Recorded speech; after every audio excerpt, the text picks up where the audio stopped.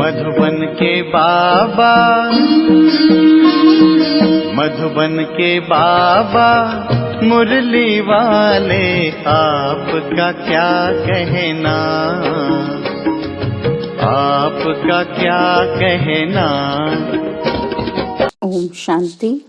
आज 24 फरवरी 2022 के साकार मधुर महावाक्य हैं। आज मीठे मीठे बाप दादा बोले, मीठे बच्चे पढ़ाई में गफलत मत करो, अविनाशी ज्ञान रत्नों से अपनी झोली भरते रहो और विनाशी धन के पीछे इस कमाई को छोड़ना नहीं। बाबा ने कहा, मीठे बच्चे पढ़ाई में गफलत मत करो, अविनाशी ज्ञान रत्नों से अपनी झोली भरते रहो, विनाशी धन के पीछे इस कमाई को छोड़ना नहीं। राज मुरली में बाबा ने प्रश्न पूछा कि जो बच्चे बाप के समान रहम दिल हैं, उनकी निशानियां क्या होंगी। तो उत्तर में बाबा बताते हैं निशानियां कि पहली, बाबा कहते हैं उन्हें ज्ञान का नशा चढ़ा हुआ होगा। वे ज्ञान रत्नों को स्वयं में धारण कर दूसरों को ज्ञान का इंजेक्शन लगाते रहेंगे, सबको आसुरी मत से छुड़ाते रहेंगे। और दूसरी निशानी है कि जो बाबा सुनाते हैं उसे नोट करेंगे और सवेरे सवेरे उठ उस पर गौर करेंगे, विचार सागर मंथन कर सदा हर्षित रहेंगे। मुरली का गीत है, हमारे तीर्थ न्यारे हैं। ओम शांति। शिव की जयंती कब होती है, वह परमपिता परमात्मा शिव कब अवतरित होते हैं, यह भारतवासी नहीं जानते। तुम बच्चे भी नंबरवार पुरुषार्थ अनुसार जानते हो कि शिव कब अवतार लेते हैं। गाते हैं रात्रि को अवतार लिया, परंतु कौन सी रात्रि? क्या यह जो कॉमन दिन रात होते हैं वह रात्रि या कोई और रात्रि है? इसको भारतवासी नहीं जानते। शिव के बदले उन्होंने फिर कृष्ण का जन्म रात्रि 12 बजे का रख दिया है। शिव को मानते हैं, परंतु वह कब जन्म लेते हैं यह जानते नहीं। शिव के अवतरण का दिन सबके लिए बड़े से बड़ा दिन है, क्योंकि वह सर्व के सद्गति दाता हैं। जब सबके ऊपर भीड़ पड़ती है, माना दुख होता है, तब चिल्लाते हैं, ओ पतित पावनाओ, ओ गॉड फादर रहम करो। पोप भी कहते हैं कि हे गॉड फादर, इन मनुष्यों के ऊपर रहम करो। यह एक दो को मारने के लिए तैयार हो गए हैं, कोई की सुनते भी नहीं हैं। उन्हों को ईश्वर मत दे। कोई घर में बिगड़ते हैं तो कहते हैं ईश्वर इनको अच्छी मत दो, क्योंकि आसुरी मत पर चल रहे हैं। अब भगवान है कौन, यह भी नहीं जानते। कह देते भगवान निराकार है, सर्वव्यापी है, फिर तो कोई बात ही नहीं ठहरती।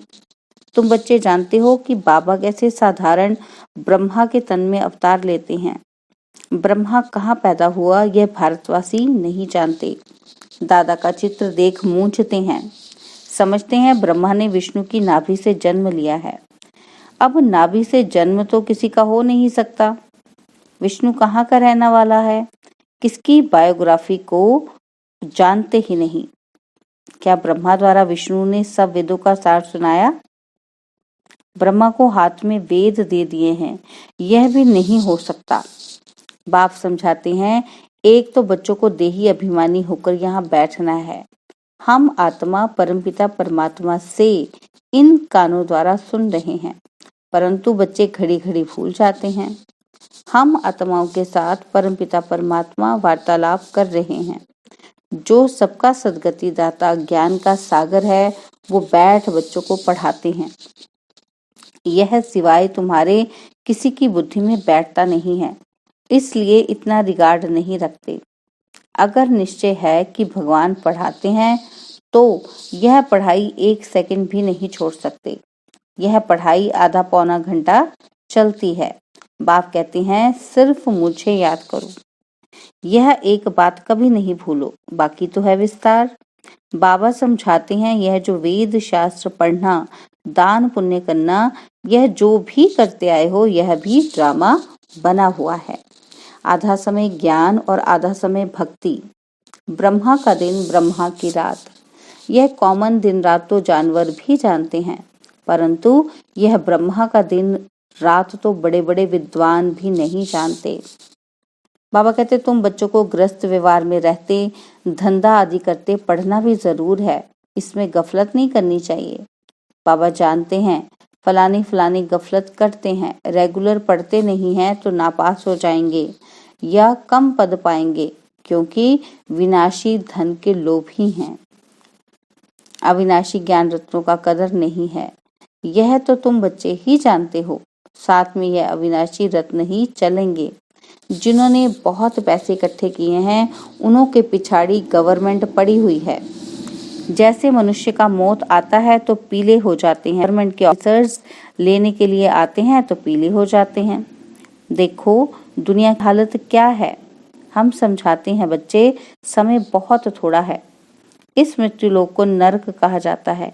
कहते भी हैं कि हम पतित हैं, फिर भी अपनी मत पर चलते रहते हैं। कॉन्फ्रेंस करते हैं कि शांति कैसे हो। बाबा कहते हैं धर्म वाले आपस में ना लड़ें, एक क्रिश्चियन धर्म वाले ही अपने धर्म वालों से लड़ रहे हैं। अब उनको मनुष्य कैसे शांत कर सकते हैं? बिल्कुल ही निधन के हैं। ऋषि मुनि भी कहते थे कि हम रचयिता और रचना के आदि मध्य अंत को नहीं जानते। तो बाप कहते हैं तुम अपने धनी को नहीं जानते हो, मालिक को मानते हो तो जानना चाहिए ना। भगवान, ईश्वर, गॉड, यह सब भिन्न भिन्न नाम रखते हैं, वास्तव में है तो फादर ना। हमारा रचयिता है, हम उनके बच्चे ठहरे। माँ बाप और बच्चे हम तो जैसे ईश्वरीय फैमिली ठहरे। माता पिता से तो जरूर वर्षा मिलना चाहिए। हम परम पिता परमात्मा की फैमिली हैं। बाप को सर्वव्यापी कह दें तो फैमिली हो न सके। मालिक रचता की हम फैमिली हैं। आज से 5000 वर्ष पहले भी बाप ने बरोबर वर्षा दिया था। ना सिर्फ हमको परंतु सबको देते हैं। हमको जीवन मुक्ति का देते हैं, बाकी सबको मुक्ति का देते हैं। कितना सहज है। यह भी खुशी का पारा चढ़ना चाहिए ना। परंतु अहो मम माया, यहाँ से बाहर जाते हैं तो माया भुला देती है, बाप को ही भूल जाते हैं। अभी तुम बाप के बने हो। बाबा कहते अभी तुम बाप के बने हो, तुम ही जानते हो शिव बाबा ने भी ब्रह्मा द्वारा हमको एडॉप्ट किया है। ऐसे नहीं कि ब्रह्मा विष्णु की नाभि से निकला। यह चित्र रखना चाहिए। बाबा कहते यह चित्र रखना चाहिए, परंतु विष्णु की नाभि से इतना बड़ा ब्रह्मा कैसे निकलेगा? फिर ब्रह्मा बैठ नॉलेज सुनाते हैं वेदों की, सो भी कहा क्या सूक्ष्म वतन में? कुछ भी बुद्धि में नहीं बैठता। जिनको बाप से वर्षा लेना है वह तो ये सब बातें समझते हैं, बाकी सब कह देते हैं कल्पना है। अब बच्चे तो मानते हैं, बरोबर बाबा सत्य सुनाते हैं और तुम ब्राह्मणों को फिर जाकर सबको सच्ची गीता सुनानी है। सब एक जैसा नहीं समझा सकते। वह नंबरवार राजधानी बन रही है। सब एक जैसा पढ़ ना सके। धारणा कर फिर उस पर विचार सागर मंथन करना है। सुना, नोट किया, फिर बैठ ख्याल करना है। आज बाबा ने क्या सुनाया? सवेरे उठकर गौर करना चाहिए। परंतु बाबा कहते हमको गौर करना चाहिए, तुमको सब पर तरस पड़ना चाहिए। बाबा का फरमान है अपनी रचना स्त्री बच्चों को भी समझाओ। पुरुष रचना रचते हैं अपने सुख के लिए। यह बेहद का बाप खुद सुख नहीं भोगते। कहते हैं बच्चों के लिए सारी मेहनत करता हूँ। तो जब धारणा हो तब नशा चढ़े, फिर किसी को इंजेक्शन लगा सकें। बाबा मिसल रहम दिल बनना है। आसुरी मत से सबको छुड़ाना है। कितनी भारी दुश्मनी है राम और रावण की। यह है रावण राज्य और वह है राम राज्य। मनुष्य तो कुछ नहीं जानते कि पावन कौन बनाते, पतित कौन बनाते। बाप कितना अच्छी रीति समझाते हैं। समझाने के लिए ये चित्र बनाए हैं। वर्ल्ड की हिस्ट्री, ज्योग्राफी बाप ही समझाते हैं। इन चित्रों में बहुत अच्छा लिखा हुआ है। अब तुम बच्चे जानते हो निराकार गॉड फादर सारे वर्ल्ड की रिलीजियस, पॉलिटिकल, हिस्ट्री, ज्योग्राफी बैठ सुनाते हैं। सुनते बहुत हैं परंतु समझते कुछ भी नहीं है। वास्तव में यह चित्र अंधों के आगे आईना है। झाड़ और ड्रामा वह तो बहुत क्लियर है। बाबा कहते यह बाप ने समझाकर बनवाए हैं। इस समय सब अज्ञान नींद में सोए हुए हैं। तुम बच्चे रूहानी यात्रा पर ले जाते हो। रूहानी राही बनाने के लिए कितना दान देना पड़े। बुद्धि स्वच्छ चाहिए। इस पुरानी दुनिया से एकदम उपराम। यह भी वंडर है। जहाँ अपनी जड़ यादगार है वहाँ ही आकर बैठे हैं। वह जड़ है, यह चैतन्य है। बड़ा गुप्त राज है। ये राज बड़ा गुप्त है। जैसे हम गुप्त वैसे मंदिर यादगार भी गुप्त। मंदिर बनाने वाले कुछ भी नहीं जानते। बाप तुम्हें सब बातें समझाते हैं। प्रदर्शनी में अक्षर बहुत अच्छे होने चाहिए। तुम्हें समझाना भी बहुत अच्छी रीति चाहिए। आदमी आदमी को पहचानना भी चाहिए। बड़े बड़े आदमी आते हैं, कोई अच्छी रीति समझते हैं तो कह देते कि अच्छा लगता है, परंतु फुर्सत कहाँ। और कोई कहते हैं कल से आकर समझेंगे। बाबा कह देते तुम कभी भी नहीं आएंगे, बड़ा मुश्किल है। तुम जानते हो हम देवता बन रहे हैं। हम अपनी राजधानी स्थापन कर रहे हैं। हम राज्य करेंगे, परंतु यह दिल दर्पण में देखना चाहिए। हम राजा रानी बनेंगे या दास दासी व प्रजा। मधुबन में जाकर ऐसा नशा चढ़ाओ, बाबा कहते ऐसा नशा चढ़ाओ और जाओ जो सदैव कायम रहे।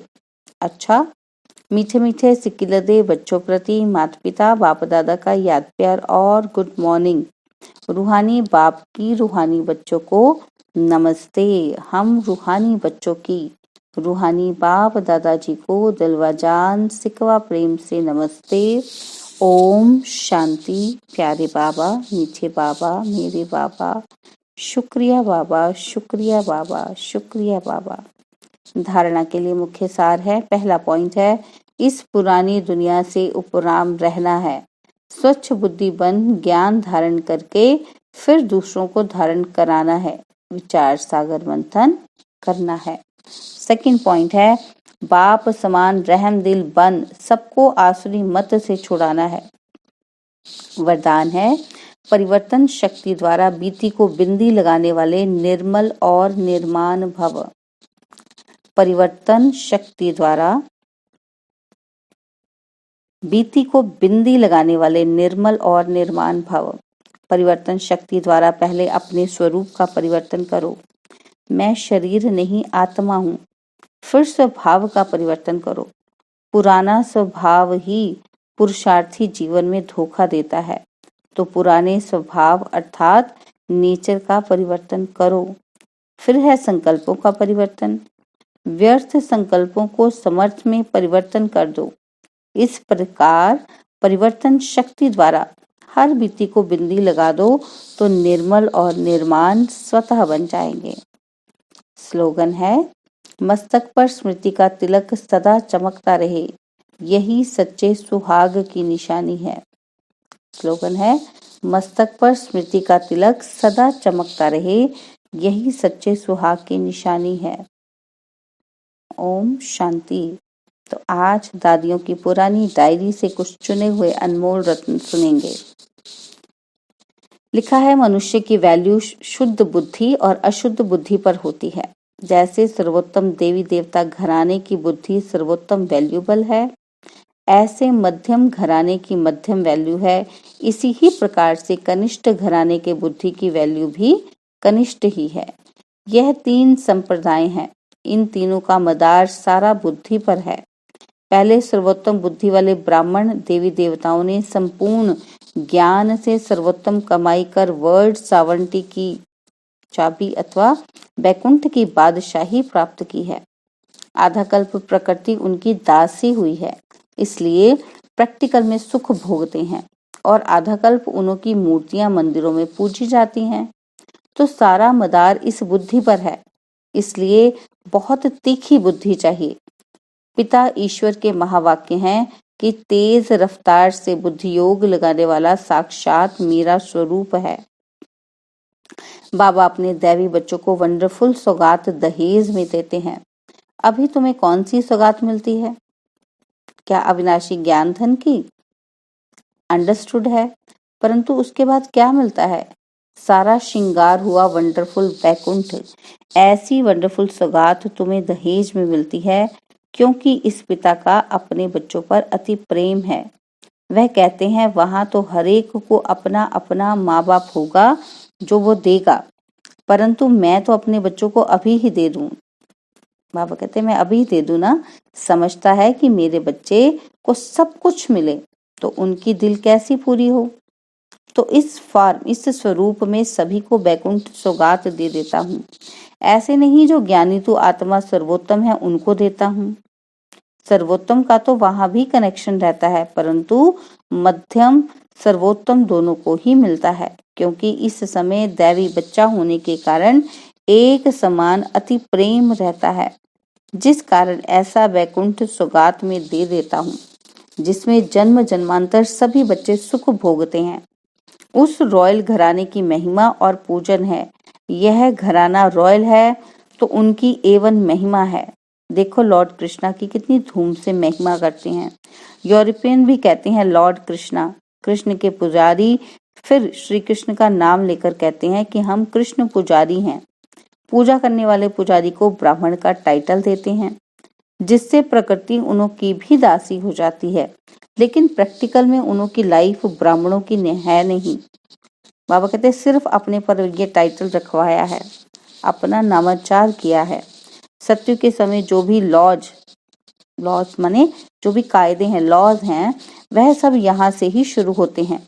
उन कायदों की स्थापना पहले यहाँ होती है। जो लॉ यहाँ मर्ज रूप में रहता है वहाँ इमर्ज हो प्रैक्टिकल स्वरूप लेता है। जो यहाँ से ज्ञान उठाया जाता है वो अंतमति सो गति हो जाएगी। यहाँ की जो मत है उनसे वहाँ प्रैक्टिकल कदम उठाया जाता है, सोच किया जाता है ना। कहते हैं सोच समझकर कदम उठाओ। कदम पहले नहीं उठाया जाता, यहाँ पहले सोचा जाता है फिर कदम उठाया जाता है। यहाँ सोच इमर्ज है तो कदम मर्ज है, और वहाँ कदम इमर्ज है तो सोच मर्ज है। अगर मनुष्य की बुद्धि सालिम है तो सब कुछ है। बुद्धि बहुत विशाल चाहिए। इस डिवाइन फादर का इतना गायन क्यों हुआ है? क्योंकि विशाल बुद्धि वाले हैं। बुद्धि से ही मनुष्य राजा और बुद्धि से ही रंक बनता है। बुद्धि सभी कर्मेंद्रियों में शिरोमणि गाई जाती है। विशाल बुद्धि वाली डिवाइन आत्मा का मस्तक चमकता है, क्योंकि बुद्धि में सारा ज्ञान भरा है। वो फिर जब अन्य को अपनी बुद्धि रूपी तिजोरी से ज्ञान के रत्न निकाल कर देता है तो उनकी चमक दिखाई देती है, जिसके लिए डिवाइन फादर की महिमा निकलती है। परंतु नंबरवार उन्हों में भी शिरोमणि डिवाइन फादर प्रजापिता ब्रह्मा की महिमा गाई हुई है। ओम शांति। और अब यह एक बहुत अच्छी वीडियो भी जरूर देखें।